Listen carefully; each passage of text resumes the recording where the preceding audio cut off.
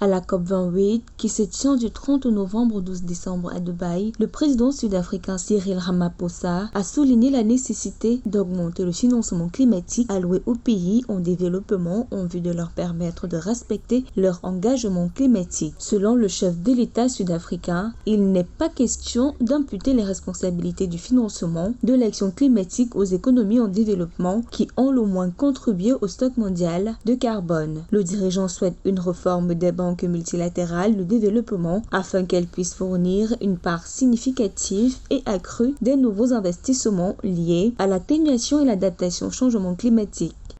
At COP28, we need to recommit to multilateralism. À la COP28, nous devons réaffirmer notre engagement en faveur du multilatéralisme.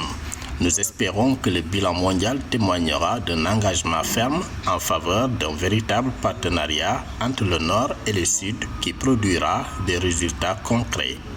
L'augmentation du financement climatique reste un outil essentiel pour permettre aux pays en développement de respecter leurs engagements climatiques. So that they can meet their climate commitments.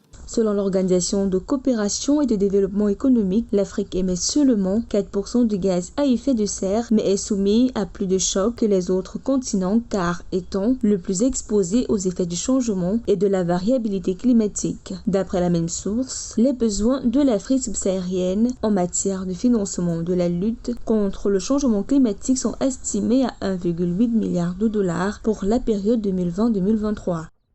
We need a new partnership.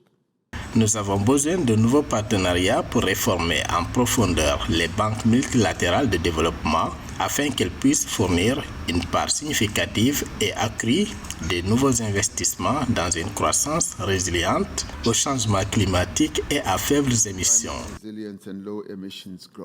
Pour le président Cyril Ramaphosa, les taxes carbone unilatérales aux frontières qui renversent les flux financiers du sud vers le nord et transfèrent le fardeau de l'action climatique sur les plus vulnérables sont inacceptables. D'après l'autorité, ces mesures porteront préjudice aux économies en développement, compromettant ainsi les progrès vers la réalisation des objectifs de développement durable.